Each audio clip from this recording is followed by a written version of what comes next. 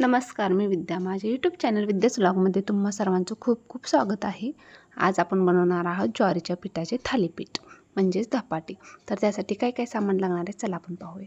मी यासाठी घेतलेलं आहे 1 वाटी ज्वारीचं पीठ, 1 वाटी गव्हाचं पीठ आणि 1 वाटी बेसन पीठ आणि एकदम बारीक स्वच्छ धुवून घेतलेली आहे मेथी कट करून. आणि त्या मेथीमध्ये थोडंसं चवीनुसार मीठ टाकायचं आहे, थोडी हळद आणि मिक्सरमधून मी 2-3 हिरव्या मिरच्या, 2-4 लसणाच्या पाकळ्या, थोडंसं आलं आणि कोथिंबीर बारीक करून घेतलेली आहे. त्याच्यात आपण जिरी, थोडासा ओवा पण टाकणार आहोत आणि आपण याच्यात ना थोडं थोडं पाणी घालून हे मिक्सर तयार करून घेणार आहोत. चला तर मग बनवून घेऊया. सर्वजण म्हणतात आपल्या आईनं आपल्याला काय शिकवले, तर आपली आई आपल्याला नेहमीच छान छान गोष्टी शिकवायला शिकवते आणि आपण पण ना आजीचं आणि आईचं बघून अशा छोटे घरातील सगळ्या गोष्टी बनवायला शिकतो. मग मी पण माझ्या आईकडून हे शिकलेले आहे की धपाटी कशी बनवायची, म्हणजेच थालीपीठ. आमच्या इकडे थालीपीठाला धपाटी बोललं जाते. तुमच्या इकडे काय बोललं जातं कमेंट करून सांगायला विसरू नका. तर आपण जसं पाणी लागेल तसं थोडं थोडं पाणी घेऊन पीठ मळून ठेवायचं आहे. ही धपाटे खायला खूप मस्त लागतात आणि लहान मुलं जर मेथी खायला जर नको म्हणत असतील ना तर त्यांच्यासाठी हा बेस्ट ऑप्शन आहे. खूप छान लागतो. दह्याबरोबर तर एकदम भारी लागतात.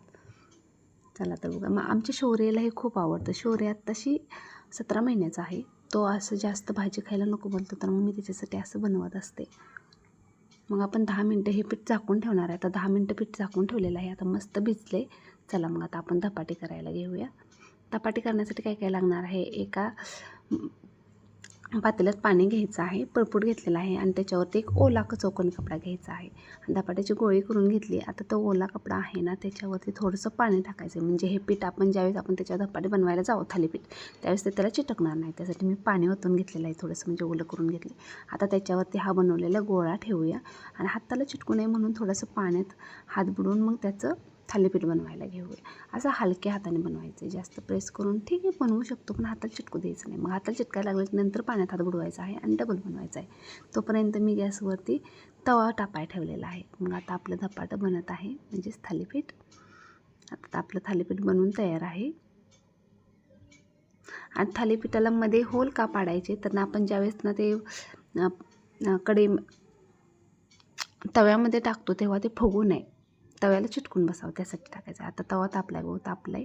मग त्याच्यावरती आधी थोडंसं तेल सोडून घ्यायचं आहे आणि मग वरती ते थालीपीठ टाकायचं. अशा पद्धतीने एकदम हळू टाकायचं, एकदम जोरात टाकलं तर इकडे तिकडे जाईल म्हणून. आणि वरून थोडंसं पाणी टाकून घ्यायचं आहे आणि मग तो कपडा काढून घ्यायचा आहे.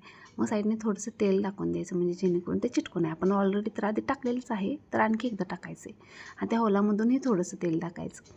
मस्त भाजून घेस तोपर्यंत आपण तोपर्यंत दुसरं थालीपीठ बनवून घेऊया. आणि हे वरून का नाही चुकलं ना की मग समजायचं खालच्या साईडने भाजले, मग पलटून टाकायचं, म्हणजे दुसऱ्या साईडने बी छान भाजलं जातं. चला मग तोपर्यंत आपण दुसरंच थालीपीठ बनवून घेऊया. दुसरं हे सेम पहिले ज्या पद्धतीने केले ना तसं दुसरंही करून घ्यायचं आहे आणि हे थालीपीठ खूप छान लागतात खायला.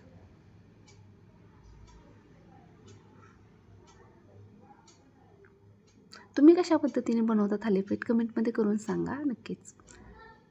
चला आता आपलं थालीपीठ भाजलेलं आहे, आपण पलटून टाकूया दुसऱ्या साईडने भाजण्यासाठी.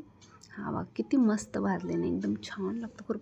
आणि दह्याबरोबर तर एकदम भारी लागतं. संध्याकाळच्या जेवणाला हा परफेक्ट मेनू आहे. कधी कधी मी दुपारचं पण करत असते, जेव्हा शौर्याच्या बाबांना सुट्टी असते तेव्हा, संडेला वगैरे. हा दुसऱ्या साईडने पण छान भाजलेला आहे, एकदम परफेक्ट झालेला आहे. अजून एकदा आपण थोडंसं भाजून घेऊया.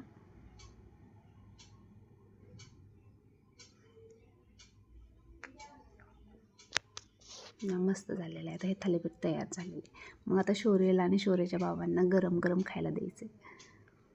चला मग देऊन येते तोपर्यंत शौर्याला आणि शौर्याच्या बाबांना गरम गरम थालीपीठ खायला. तुम्ही पण ट्राय करा आणि कसं होतं आहे ते मला कमेंटमध्ये सांगायला विसरू नका. शौर्य आधीच जेवून बसलेला बाबांबरोबर. मग मी जेवायला बसले तेव्हा त्याला एकाच चारा घेतला, पण तो काही खाल्लाच नाही कारण तो आधीच जेवलेला ना त्याच्यामुळं.